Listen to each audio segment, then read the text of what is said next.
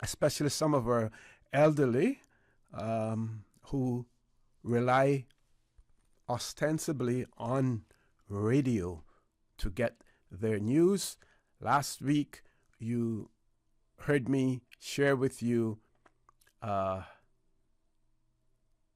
press release from the Needs Assessment Unit about the delay in the reinstatement of financial assistance support.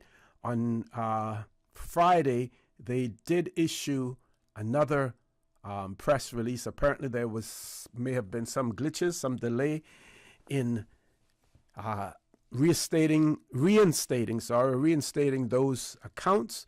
So they, on Friday, issued this statement which reads, "The Needs Assessment Unit sincerely apologizes for the unforeseen delay in the reinstatement of September's financial assistance payments. Initially scheduled for 6th of October 2023, the disbursement has been processed but may not reach clients' bank accounts until Monday, the 9th of October 2023. That is today." I will repeat that part of it. It says that the NAU, Needs Assessment Unit, sincerely apologizes for the unforeseen delay in the reinstatement of September's financial assistance payments, initially scheduled for the 6th of October. The disbursement has been processed but may not reach client bank accounts until Monday, the 9th of October 2023. Goes on to say that Chief Officer in the Ministry of Social Development, Tamara Ebanks, deeply regrets this inconvenience, stating, and I quote, "We acknowledge the importance of these funds for many in our community, and we understand the challenges this delay may cause. Please know that our team is working diligently to ensure that payments are released as quickly as possible. We are grateful for your patience and understanding during this time. For those with further questions or concerns related to their payments, you can reach out directly to the Needs Assessment Unit. That number is 946-0024. I'll repeat that. If you're having difficulties or if you have any questions concerning the related payments and the delay, you can call 946-0024. You can also email nauinfo@gov.ky.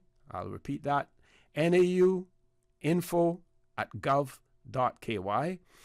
If you have in-person inquiries, then you should go directly to 55 Seafarers Way in Georgetown.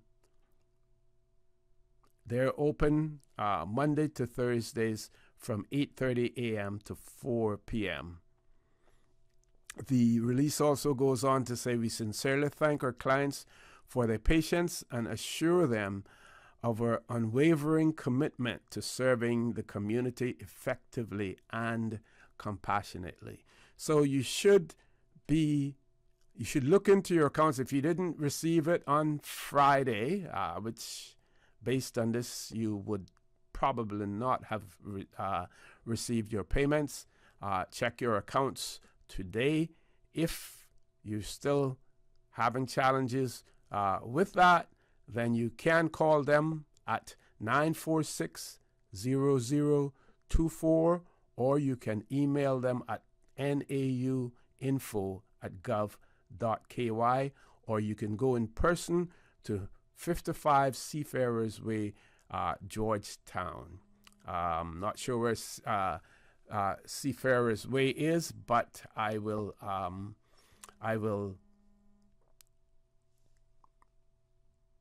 try to determine the location, what building that is, and get that to you as well. Folks, we have to take a commercial break. Please stay tuned for the record. We'll be back shortly. The Cayman Islands boasts of a long, colorful, and rich history. In tribute to our roots, Radio Cayman, the voice of the Cayman Islands, is pleased to bring you the Historical Vignette Series, brought to you by Rotary Central. For more than 110 years, Rotary members have used their passion, energy, and intelligence to take action on sustainable projects. The Cayman Islands, He hath founded it upon the seas. Captain Henry Lehman Bodden, 1890 to 1975. Captain Lehman Bodden exemplified the Caymanian seafaring heritage. While the title captain was and is frequently given to men who sail any vessel on the water, Captain Lehman was a qualified master mariner whose title was not just a nickname, it was truly earned. He rose to the top of his profession, commanding ocean-going ships on the high seas. His skills and integrity gained him the respect and admiration of those who knew him personally or by reputation. Captain Lehman Bodden was a sterling example of other Caymanians who aspired to go to sea. As a role model, he set a high standard for others who followed in his footsteps both in his professional and personal life. Captain Lehman, a man of great faith, was active with his church in his retirement years. Radio Cayman's Historical Vignettes was brought to you by Rotary Central. For more than 110 years, Rotary members have used their passion, energy, and intelligence to take action on sustainable projects.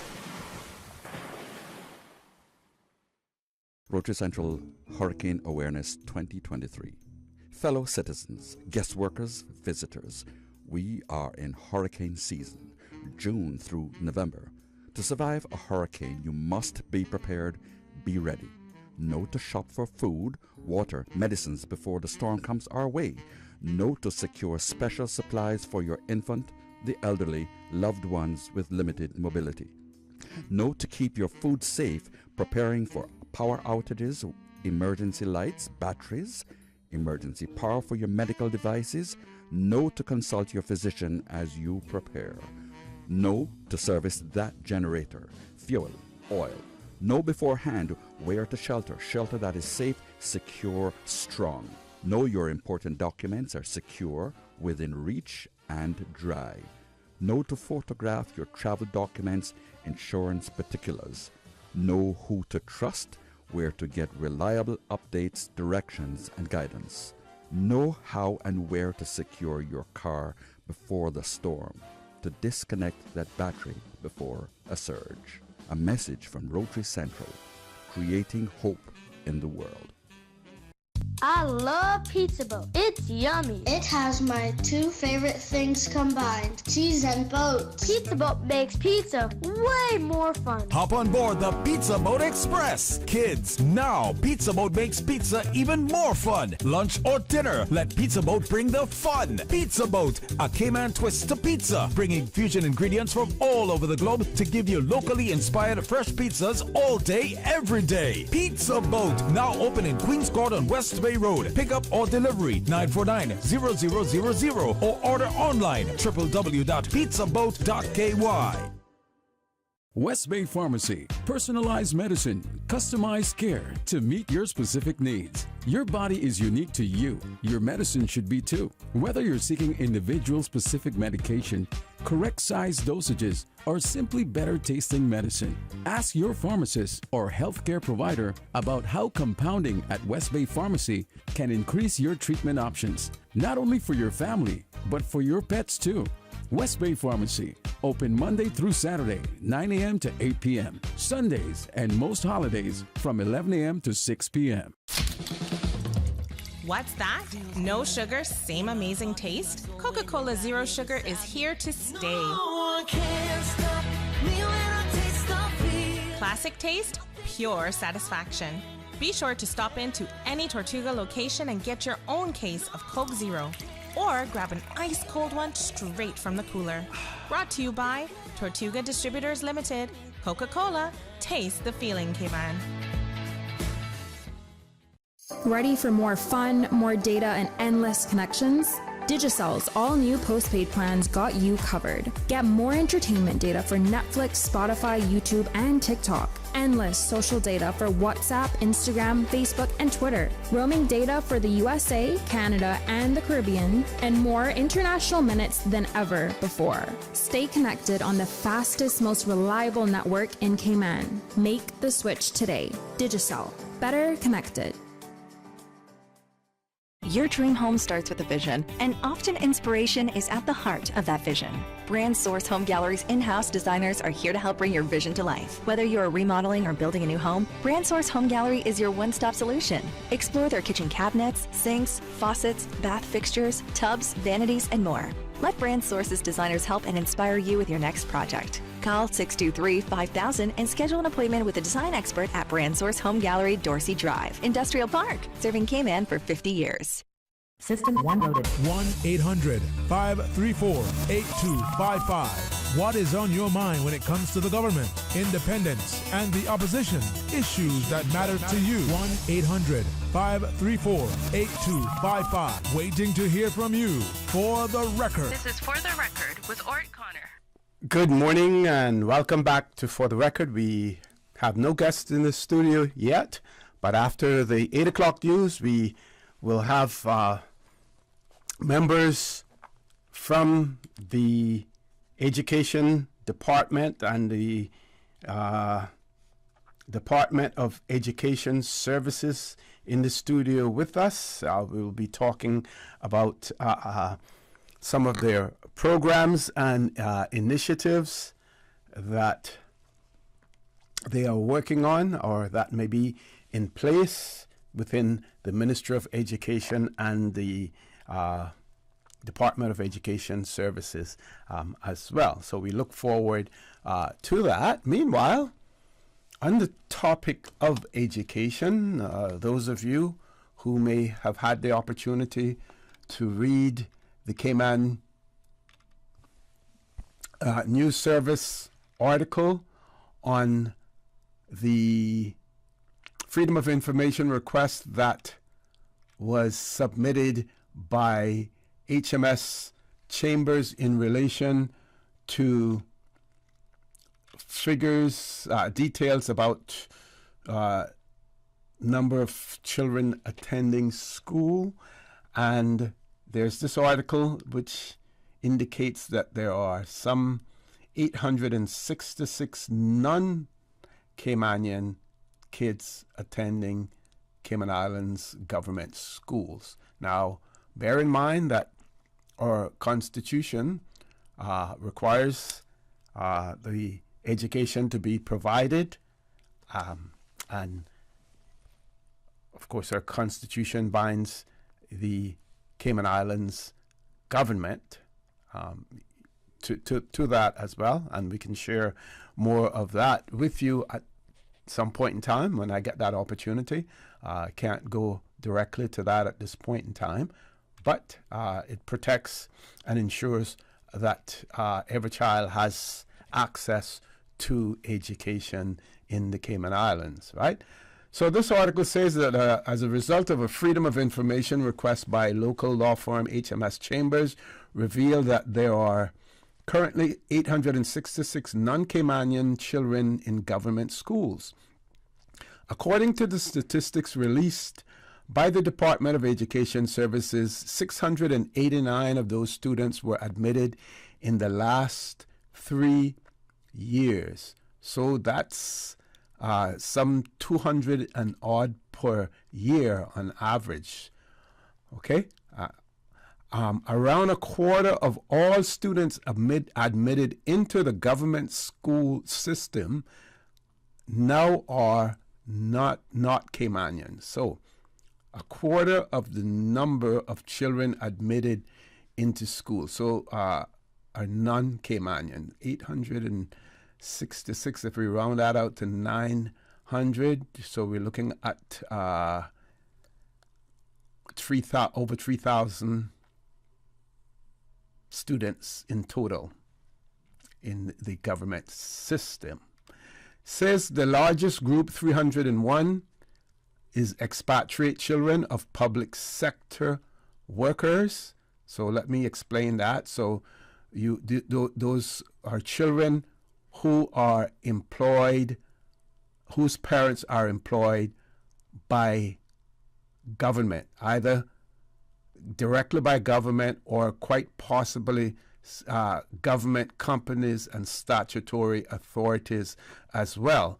That would be those companies and statutory authorities that are exempt from having to from the requirement of having to obtain work permits. Let me explain that. There are some government departments or government companies where the non-Caymanian employees, they have to apply for work permits for them. Non-Caymanian or permanent residents, they have to apply for work permits for them. There are some that are exempted from the work permit policy. That can be done by cabinet, usually if the entity requests it. Let me continue to read because I only have about 3 minutes to go, before we go to our 8 o'clock news. Followed, the largest group, 301, is expatriate children of public sector workers, followed by children whose parents are here on work permits. That's at 113. Another 238 are dependents of permanent residents. 29 are non-Caymanian dependents of Caymanians. 5 are refugees or asylum seekers. And there are even 3 children whose parents came here under the Global Citizen Program that was rolled out during the COVID pandemic. So even global citizens, children of global citizens. In his latest viewpoint published on CNS this week, Nick Joseph, a partner with HSM and a leading immigration expert, used the statistics to illustrate the profound problems Cayman is now experiencing as a result of its failure to enforce immigration laws. And I'll stop there because he talks about their failure to enforce it, and I'm not sure, I haven't read his whole article yet to see in what respect they have failed to enforce it, because we know that there are some law firms, and whether or not they go out there looking clients or clients come to them, but there are some law firms that have successfully and some that have unsuccessfully challenged government policy or government action in relation to persons wanting to either work here, reside here permanently, and may have been unsuccessful in that endeavor as well. So not sure which way he's arguing on this. What I will say, though, is that with these figures, our policy makers now know exactly what we are facing in the Cayman Islands. This should give them some indication of the direction that we have to go if we are going to control the numbers in the Cayman Islands, and if we are going to remove some of the financial stresses that are placed on the government of the Cayman Islands. If you don't understand these figures and what their implications are, then hire a population expert to tell you, because just like how you have actuaries in the financial field and insurance that can tell you basically what you need to do to be financially sound or to continue to be financially sound, the same way you can get population experts to tell you what are the ramifications if these numbers continue in the direction that they're going now. Folks, top of the hour, 8 o'clock news. When we return, we will have members from the Ministry of Education and the Department of Education Services in the studio talking about programs and initiatives. Don't change that dial. Please stay tuned for the record. We'll be back immediately after the 8 o'clock news. From district to district, moving through the waters to Cayman Brac and Little Cayman. Your station, your voice. All things Cayman. One radio, many people. This is home. Radio Cayman in the Cayman Islands.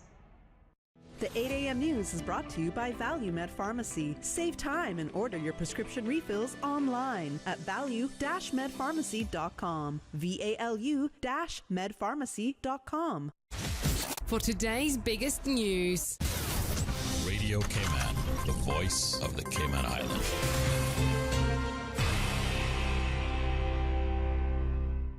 With your latest news, I'm Carsley Fuller. A man is sentenced to nearly a decade in prison after a conviction for assault. Radio Cayman's Jeffy Ebanks reports. Jeffrey Williams Powery has been sentenced to 9.5 years behind bars for several counts of causing bodily harm, causing grievous bodily harm, theft, and driving while not qualified and without insurance. The charges stem from incidents from 2018 where Powery had several altercations with his mother. She was left with severe injuries, including a fractured skull, being bedridden and requiring constant medical treatment and attention. Justice Cheryl Richards, delivering the sentence, noted that in compliance with alternate sentencing guidelines, the sentence would run concurrently with deductions for time already spent. Javi Ebanks, Radio Cayman News. The Fall Labor Force Survey is underway. As part of the exercise, the Economics and Statistics Office will collect data on the employed and unemployed in the Cayman Islands, as well as those who are not in the labor force. Trained interviewers with the Economics and Statistics Office ID cards will administer the survey to about 2,000 randomly selected households. The data collected is kept, quote, in confidence as mandated by the Statistics Act. Individual data will not be published or used outside the ESO and is exempt from the Freedom of Information requests. For more information, you can contact the ESO on 949-0940 or by visiting eso.ky. And Miss Cayman Islands University M. Powery stops by Radio Cayman Studios dressed in pink to help raise awareness as October is Anti-Bullying Month. This is a global issue, and so it's important that we start the conversation in the best way we know possible here. I think when you start with small steps, it leads to the bigger picture, and for us, it's to prevent and to stop bullying altogether. Joined by Janet Young of the United Against Bullying Foundation, they're inviting the public to a family fun day on the 28th. It's going to be free for the family, food and drinks. We'll be on sale. We're going to have lots of prizes and surprises. So we're encouraging everyone to come on down and support us. So why is it important to do this? Why are we having this kind of fun? To spread awareness about bullying and educate the public, because I think it's a topic that have not been in the forefront and been spoken about and taken seriously, and it's very prevalent in our society, it's very prevalent in our schools, and I think it's important for people to come on down and learn more about bullying, what they can do to stand up against bullying and support the cause. We'll be having different guest speakers coming down to speak about different topics as it relates to bullying, so we're encouraging everyone to just come on down and have a fun-filled day. It'll be taking place from 2 to 6 p.m. at Public Beach, again on October 28th. Now with a check of international news, here's the BBC, which takes us out of the newscast. I'm Carsley Fuller. BBC News, I'm John Shea. Israel says its forces have regained control of all southern communities attacked by Palestinian Hamas militants, although isolated pockets of fighters could still remain. At least 700 Israelis have been killed since Hamas launched its attack on Saturday morning. The Israeli Defense Minister Yoav Gallant has said that the blockade on the Gaza Strip will be tightened into a full siege to prevent food and fuel being brought in. Palestinian health officials say that at least 15 people have been killed by an Israeli attack on the densely populated Jabalia refugee camp in the Gaza Strip. Earlier, medical officials reported 500 Palestinians had died in Gaza. There are reports that mediators from Qatar have made contact with Hamas officials to try to negotiate the release of Israeli women and children seized by the militant group and taken into Gaza. The reports suggest that their freedom would be in exchange for the release of 36 Palestinian women and children detained in Israel. In other news, this year's Nobel Prize for Economics has gone to Claudia Goldin from the United States. The Royal Swedish Academy of Sciences said the Harvard University professor had provided the first comprehensive understanding of how women have affected labour markets through history. The head of the UN Refugee Agency says it's facing one of the most difficult times in its history. Filippo Grandi told a UNHCR meeting in Geneva about 110 million people are displaced worldwide.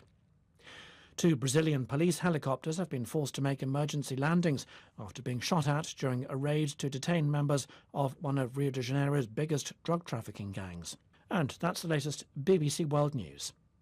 The 8 a.m. news is brought to you by ValueMed Pharmacy. Save time and order your prescription refills online at value-medpharmacy.com. VALU-medpharmacy.com. Are you tired of waiting in long lines at the pharmacy just to fill a prescription? If what, child, let me tell you. Well, now you can save time and money with ValueMed's online prescription service. Visit ValueMed's new website, valrx.com, and click the Refill Subscriptions button. Fill in your information and choose your preferred pickup location. Or email your prescription refills for ValueMed Walkers Road at rx-wr@valrx.com, and for ValueMed in Boddentown, email rx-bt@valrx.com. Say goodbye to the hassle of waiting in lines and hello to the convenience of online prescriptions with ValueMed Pharmacy. Visit valrx.com to place your orders today.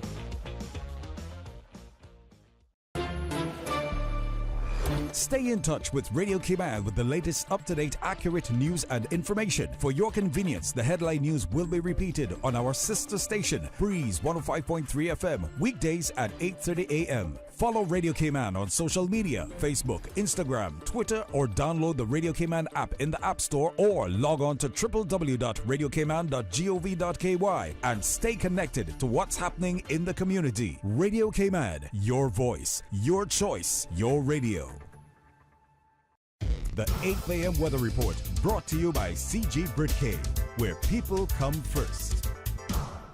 Take some advice from your Aunt Angie. If you're going to invest in an exotic pet, choose anything but a Norwegian forest cat. Apparently, they will eat all your jewelry. Before you know it, you're racing to the vet when your cat escapes from his carrier and lunges for your earrings. You crash and your cat swallows your pearls. But if you're smart, you'll have CG Motor Insurance and get the best comprehensive coverage for the price. Get the best comprehensive coverage for the price. CG Britcay. Good like that.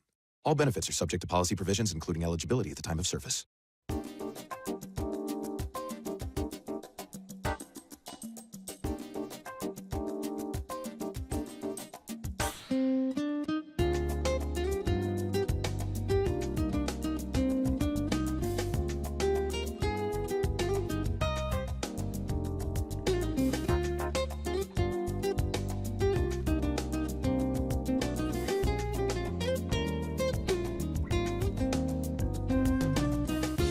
Good morning. Let's take a look at the latest weather report.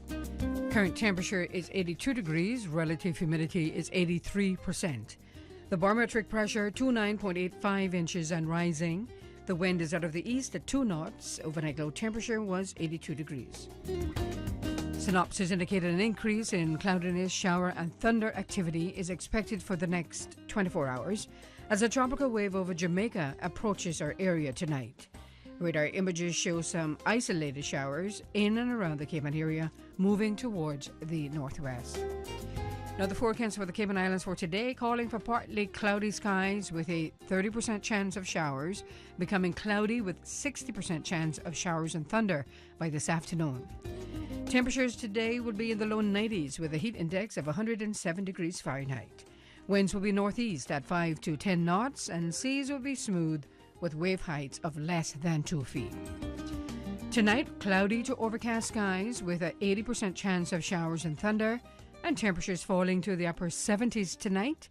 Winds will be southeast at 5 to 10 knots with higher gusts, and seas will be smooth with wave heights of less than 2 feet. Low tide will be this afternoon at 12:54. High tide again tonight at 11 minutes after 7. Sun will set this evening at 5 minutes past 6 and will rise tomorrow morning at 6:19. And the outlook is calling for continued cloudiness, shower, and thunder activity as a tropical wave moves through the Cayman area Wednesday morning. And that's the very latest on your weather report. Mr. Campbell, we have your test results. Do you want the good news or the bad news first? Good news. No, wait, bad news. Give it to me straight, doctor. Your blood work came back. You've got erythrocytes all over. Oh no, this can't be happening. Here's the good news. That just means red blood cells. It's a good thing. You're completely fine. With 99% of medical claims paid in 5 days, we're like a doctor who doesn't want to be a comedian. CG Britcay. Good like that. The 8 a.m. weather report brought to you by CG Britcay, where people come first. During these unprecedented times, Radio Cayman, the voice of the Cayman Islands, is pleased to bring you the Cayman Strong Series. The Cayman Strong Series is brought to you by On Course Cayman. Visit oncourse.ky to view a full list of wellness services and their qualified team. OnCourse Cayman, health, wellness, and happiness.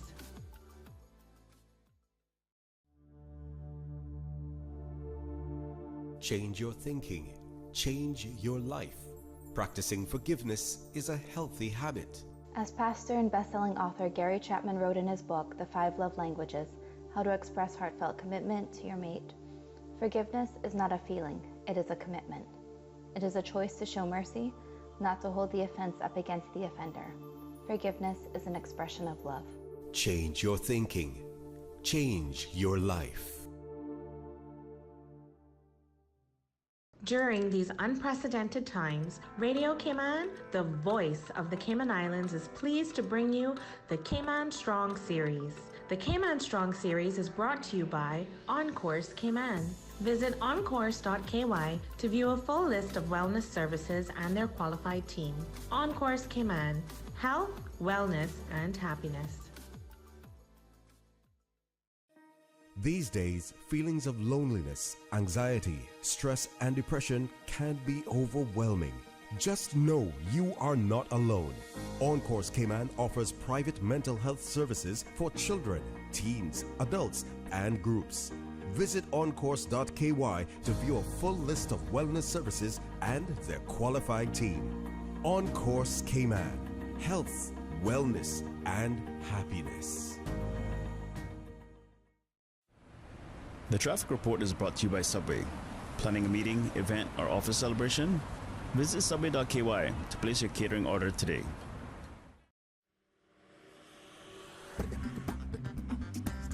Top of the morning to you. Let's take a look at how your traffic is shaping up this morning. As we look to the Lyneth Pearson Highway, traffic is heavy on there, coming off of Bobby Thompson Way as well. Heavy traffic coming off of the Esler Tibbetts Highway, slight delays expected.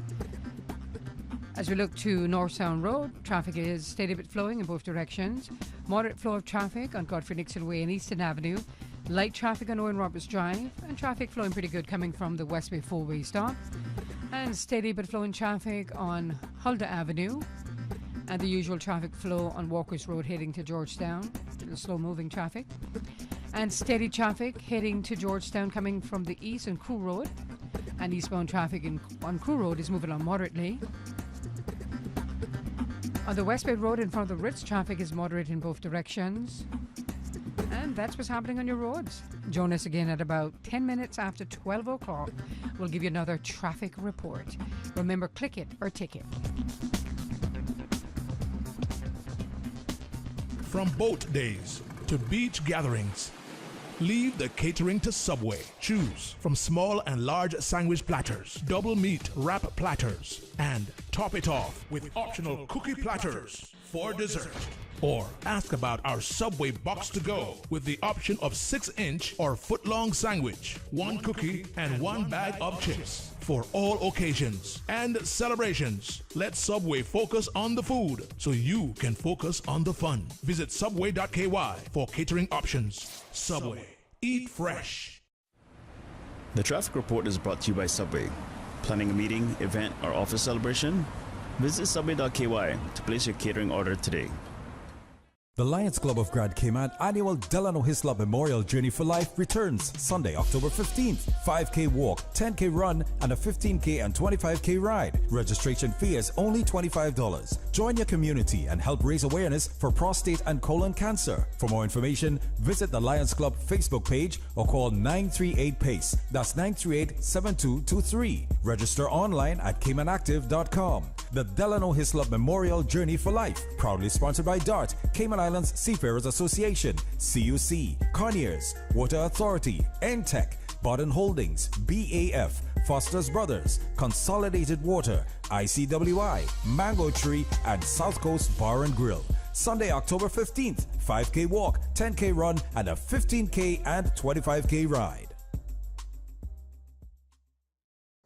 Tune in every Monday through Friday at 12 p.m. for Radio Cayman's Midday Newscast. Radio Cayman, the People's Station, your trusted official source for the latest news. The 12 p.m. news is proudly brought to you by Health City Cayman Islands. World-class healthcare within your reach.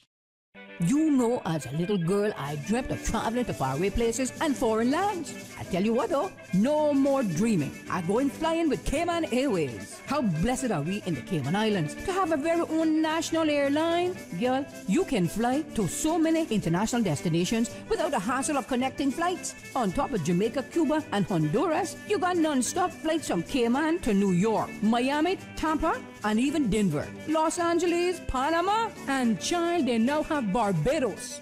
Going to be a little cafe con leche and Hollywood Squares for this old gal. Make your travel dreams come true with Cayman Airways, offering non-stop flights for non-stop adventures in Panama, LA, and many more places in between. For details and to book, call 949-2311, contact a travel agent, or visit CaymanAirways.com. For the record, with Orrett Connor. Initiating system. For information that matters. For the record, with Orrett Connor. Continues right now on Radio Cayman.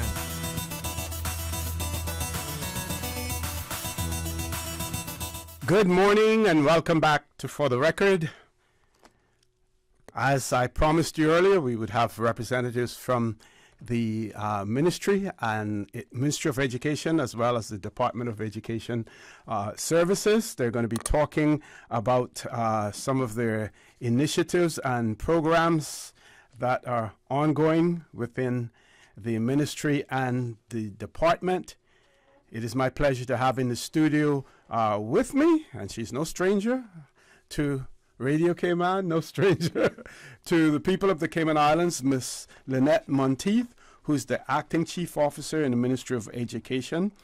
Also in the studio with us, we have Mr. Wingrove Hunte, who's the Manager of Data and Testing, and Mr. Jerome McCoy, who's the Acting Chief Officer for Adult Education. Folks, good morning. Welcome to For the Record. Good morning. Good morning.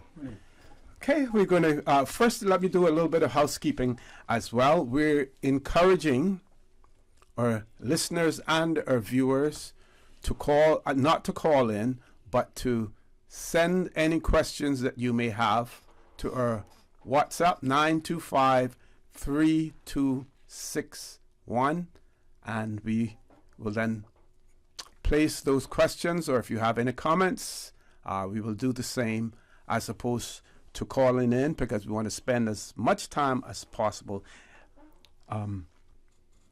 going over the programs and initiatives. So with that, I'm going to ask Ms. Lyneth Montieth to kick it off for us. Ms. Montieth. Good morning again, OC. Good morning to our listeners and to those who are watching via Facebook. We're really very thankful for this opportunity to continue this education dialogue. And this morning, we'd like to speak about the ministry's unwavering commitment to fostering a safe and inclusive environment for our students, one where they can thrive and excel. And we're also going to be speaking about some of our accomplishments in this regard. I'd just first of all like to start by saying that as in the Ministry of Education, everything that we do is about those 5,000 plus government school students and those 4,000 plus private school students. And in keeping them at the center of our work, we can ensure that every child, and not just some children, but every child can reach their full potential, regardless of their backgrounds, regardless of their abilities.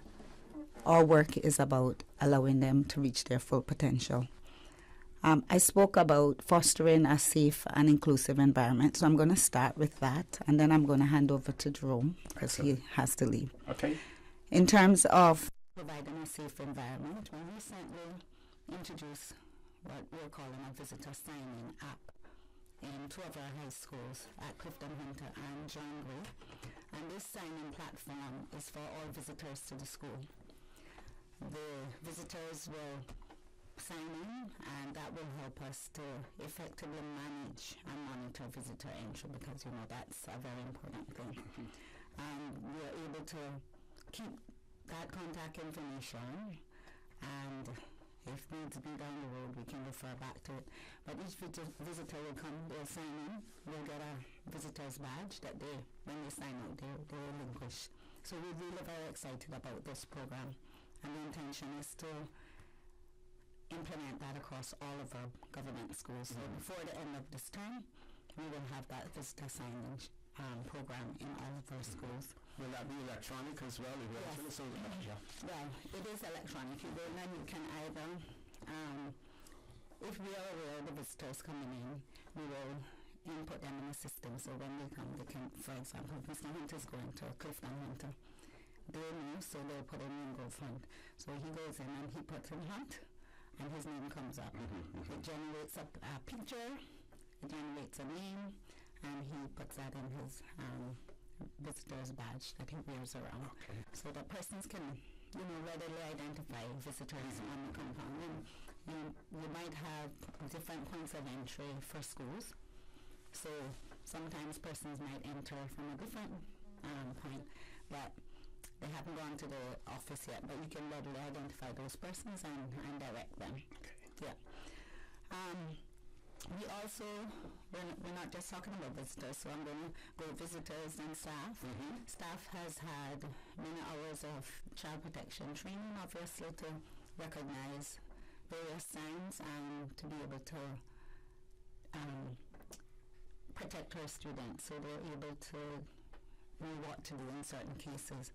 And we have now gone online with this work, which is a very big step for us.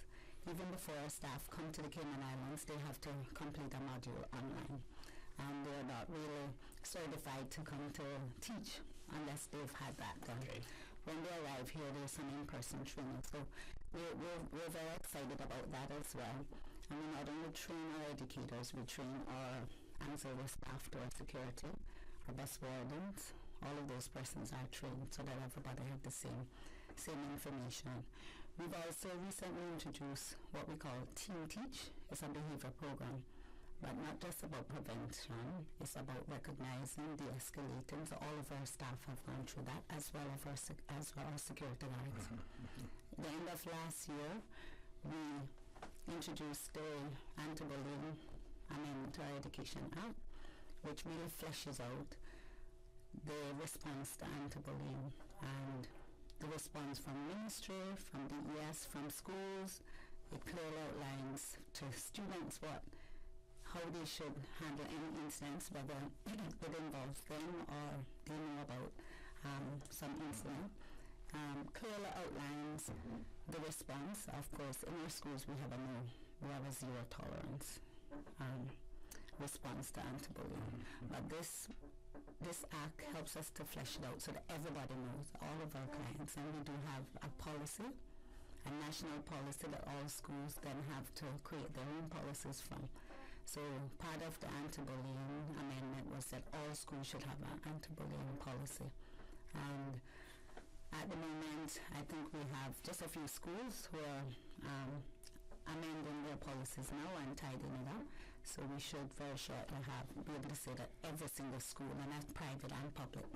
And those policies are reviewed before they're implemented to ensure that they comply with what you would want, the standards. So the schools produce a policy. They go to our policy advisor for safer school in the ministry, who reviews them, gives some suggestions if there are any changes we made. Then they go back to the school, but then they come back to us. So we also have sight of them. They are meant to be placed on schools' websites, so the general public have sight of it, and we're encouraging schools to also speak about this, make it readily available to their parents, because obviously in any incident it takes the home and the school to sort it out. So if everybody is familiar with the various policies, then they can. At this point, I'm going to ask Mr. Jerome to just kick off with the accomplishments from the adult education section. Sure. All right. Good morning again. Good morning, Mr. Connor. Morning to the wider Cayman Islands. I'd just like to start today talking about a new initiative recently started in this fall at UCCI in conjunction with the Department of Education Services. Is a dual entry TVET pathway through the UCCI. What that is our Year 12 students, based on, traditionally our Year 12 students, based on exam results, were given the option to begin their associate degrees at UCCI or start their A-level programs at one of the local private schools, or even overseas if the A-level wasn't offered here. However, and the rest of the students went to SciFec couldn't take over math, English, or other academic and vocational programs. However, we did see a need to expand that provision for TVET and UCCI as an accredited provider of CompTIA and NCCR, which is the National Center for Construction, Education and Research. Through those two bodies, we decided to put together a pilot to offer a one-year diploma program in computer technician and construction technology, which upon successful completion, students would gain their level 2 diploma from UCCI in either construction technology or computer technician, gain industry recognized certifications through CompTIA and NCCR, which makes them way more hireable upon completion, or they can continue on that same pathway to do their associate degree or to do higher level certifications. And that all happens in that 1 year. So it's the only program after 1 year you now get your high school diploma, you get a UCCI credential and the industry recognized credential.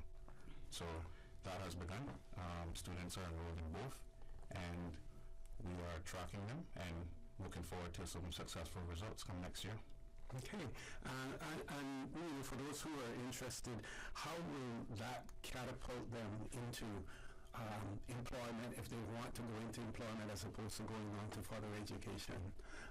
Well, in terms of employment, after that year, they now, as a part of their portfolio and resume, not only do they have, like I said, a high school diploma, a credential from UCCI, they also have industry recognized credentials, which are known and accepted by industry.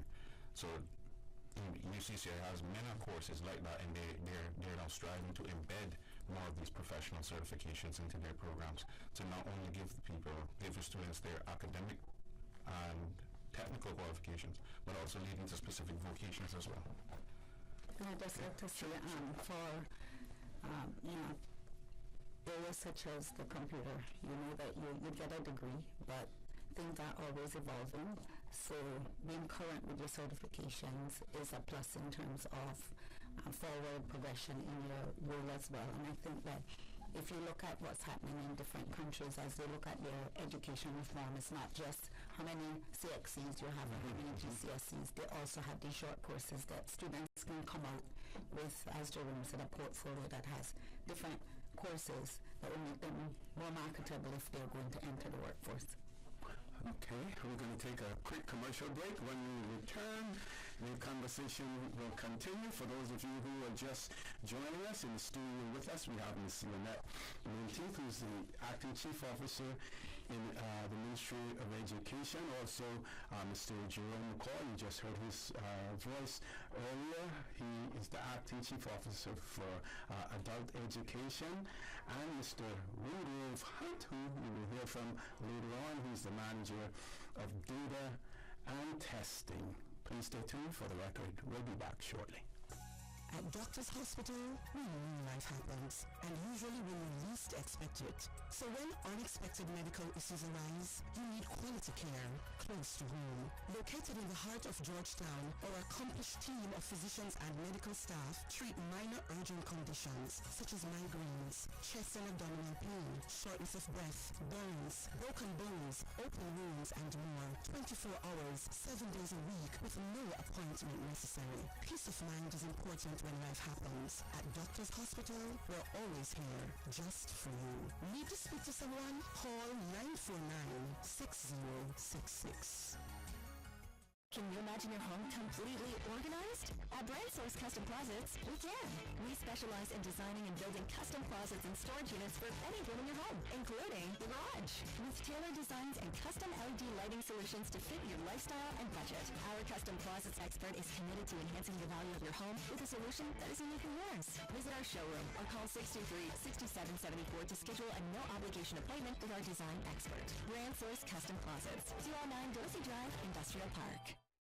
You know, as a little girl, I dreamt of traveling to faraway places and foreign lands. I tell you what though, no more dreaming. I'm going flying with Cayman Airways. How blessed are we in the Cayman Islands to have a very own national airline? Well, you can fly to so many international destinations without the hassle of connecting flights. On top of Jamaica, Cuba, and Honduras, you got non-stop flights from Cayman to New York, Miami, Tampa, and even Denver, Los Angeles, Panama, and child, we now have Barbados. Going to be a little cafe con leche on Hollywood Squares for this old girl. Make your travel dreams come true with Cayman Airways, offering non-stop flights for non-stop adventures in Panama, LA, and many more places in between. For details and to book, call 949-2311, contact a travel agent, or visit CaymanAirways.com. Introducing Digicell's all-new prepaid plan. Packed with more any-use data than ever before. Entertainment data for the apps you love, like Netflix, Spotify, YouTube, and TikTok. Plus, endless social data for Snapchat, WhatsApp, Instagram, Facebook, and Twitter, so you're always in the know. Stay connected. Stay entertained with Digicell's new prepaid plans. Activate in the My Digicel app today. Digicel. Better connected. System 1-800-534-8255. What is on your mind when it comes to the government, independence, and the opposition? Issues that matter to you. 1-800-534-8255. Waiting to hear from you. For the record. This is For the Record with Orrett. Good morning and welcome back to For the Record. We're talking about programs and initiatives that are in place at the Ministry of Education and the Ministry of Department of Education Services. Before I go on, Mr. Jerome McCoy, he's the acting Deputy Chief Officer for Adult Education.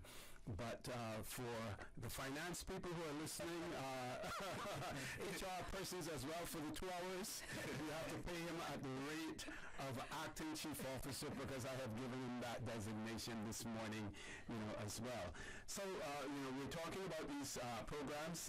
Ms. Lyneth Montieth, who's the acting chief officer, she's in the studio as well, and Mr. Wingrove Hunte, who is the manager for data and testing therein as well. So, Ms. To ensure that we keep on track in terms of the talking points as well, Ms. Montieth, I'm going to let you, direct the conversation. Okay. Just go right ahead. So I'm going to hand over to Jerome to give us some more of the accomplishments in the adult education sector. Okay. Another thing we're proud of, through UCCA, they recently signed an articulation agreement with the New England Institute of Technology. I saw that. Which we are fully supportive, and we recently took a visit to the institution, and I, for one, was blown away by the programming and offer, and the ethos of their education. They are very much focused on skill development, along with academic credentials, which is the path that UCCI is embarking upon as well, which again we fully back and will work with them towards. But the specific articulation agreement begins with two specific programs at UCCI: the Associate of Engineering, which leads you to either civil, mechanical, or other hard engineering, or electrical engineering. Those two programs, the credits from those two programs transfer credit for credit to New England Institute of Technology, which is not always the case with other institutions. So when students go, they articulate straight into a bachelor degree program. And then we want to add to that where there's flow through. So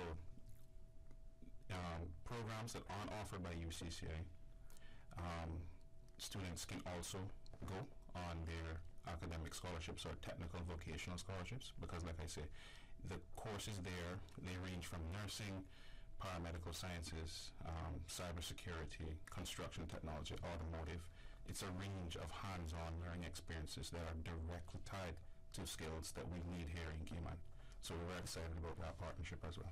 Okay, so what do we say then to those persons who constantly call for us to establish technical schools here in the Cayman Islands, and what do we say to those persons now who are more tech technically inclined in terms of what is now available to them? Well, what we say is that we are constantly working to develop our offerings here, both at our public institutions, the high schools, UCCI, but also the private institutions. But we also have to bear in mind that Cayman's population is not as vast, and technology and the skills needed for jobs constantly change. So it needs constant investment, which sometimes we're not able to keep up with. But the strategic partnerships to other places that have the resources and have the population that support that, I think we can piggyback on that to deliver the same skills, the same quality, and get our people back here and productive. And I think also it's about creating those pathways for our students. And we start at the secondary schools. They can take their NLP stage 4 exams, and then they can transition either to that TVET or an academic, but also giving them that opportunity to go to other institutions and fostering, as Jerome said, those relationships and those partnerships, so that instead of, and I think the ideal would be if we had a technical and vocational institution here in the Cayman Islands, and we could say that's for the Cayman Islands. But also you give the students that exposure, and they're able to go abroad as well. So it's like getting the best of both worlds. We're able to build those partnerships, expose the students, and they can go, maybe they go for short term, and they come back and continue their courses here, and vice versa. And there's that reciprocal as well. I think that they're looking at, they could send some of their students here as well. So you get that. And faculty. Yeah. And they've been here, and they've been very impressed with our secondary school automotive, for example. And Jerome and I wasn't able to see it, but he was speaking about, them having that whole automotive sector. They have a big institution there so that they can really fully utilize it. Okay. So I think it's about, when you think about investing in education, it's about being innovative. And if we're looking at being prudent about our spending, being prudent about our finances, and using what we have, then you have to get very creative. And those partnerships are invaluable for our future. We have our students who will be able to go off and experience other cultures in addition to the academics. I also would like to say that I spoke at the beginning about building a safe environment and building an inclusive environment, and I'm going to lead into Mr. Hunt's section with this. We are tremendously proud of our teachers, tremendously proud of our students. We hear a lot about catering for the SEN students and persons.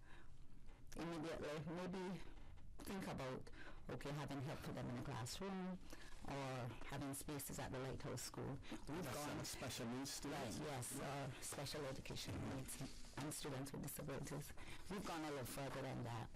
We have our students who have mild learning disabilities in their mainstream schools.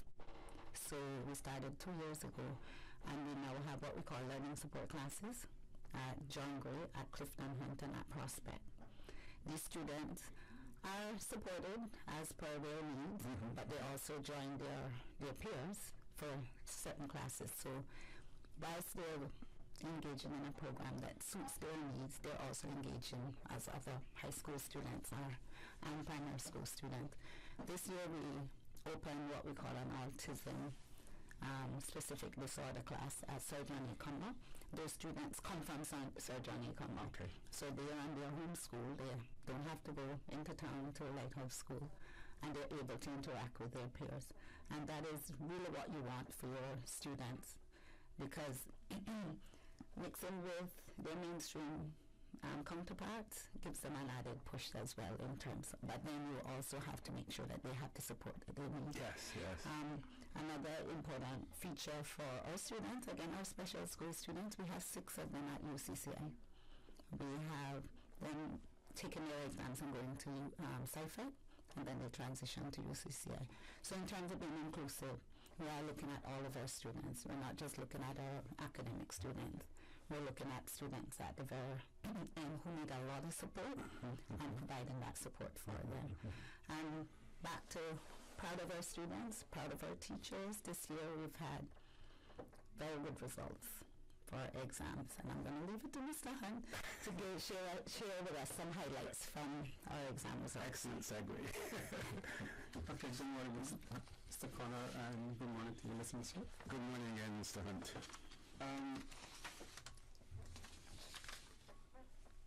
We believe that improving student attainment and progress is a critical aspect for any school improvement, and by extension the overall system improvement. So to give you a little bit of context, normally the ministry measures about 7 key performance measures. They include the core subjects, which is English, math, and science, and then they look at how many qualifications a student has.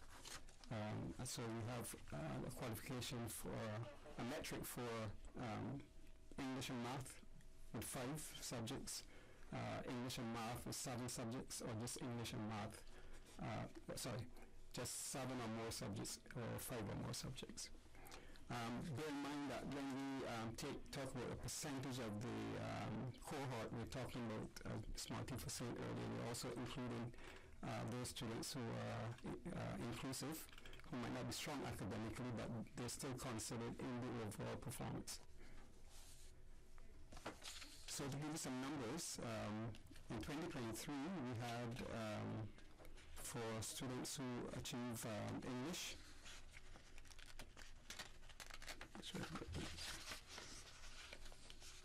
we had 79.6% of those students achieve an acceptable grade in English, meaning a pass, a level 2 qualification in English. We had 52.4%, this is at year 11 by the way, 52.4% achieve a qualification in mathematics, and 68% achieve qualification in science. For the 5 or more level 2 passes in year 11, we had 68% of the students achieve 5 or more level 2 passes. For the 9% of the students achieve 5 or more, including English and math. And we have about 42% of the cohort achieving 7 or more subjects, and 38%, 39% roughly, achieve 7 or more, including English and math. Now, over last year, there's significant improvement, and if we look at the trends over, say, a 5-year period, we move for students achieving 5 or more level 2 passes, including English and math, we move from about 39.2% to 48.6%. That's roughly 10 percentage points that we move over the last 5 years. So that's a significant achievement. And for 7 or more, including English and math, we move from 32% to 39%, including English, about 7 percentage points. That's significant in our system. At year 12, year 12 is continuing education for students who don't go either on the TVET path or they go into the dual entry path, which is UCCI, to start their A-levels or start their associate degrees. There's also improvement in their results as well. So we have, for those achieving 5 or more, including English and math, we said 56% of those achieve 5 or more qualifications, including math and English. 67% of them achieved 5 or more subjects. 51% achieved 7 or more subjects, and 47.7% achieve 7 or more, including English and math. So we have a significant proportion of our students who come out with very good qualifications and are ready for the work. Okay, that's a good point for us. Susan, one of our listeners said that the YouTube link that is Susan, one of our listeners is saying that there's the YouTube link that the sound is distorted. There's a distortion in the YouTube link as well. So I want to let that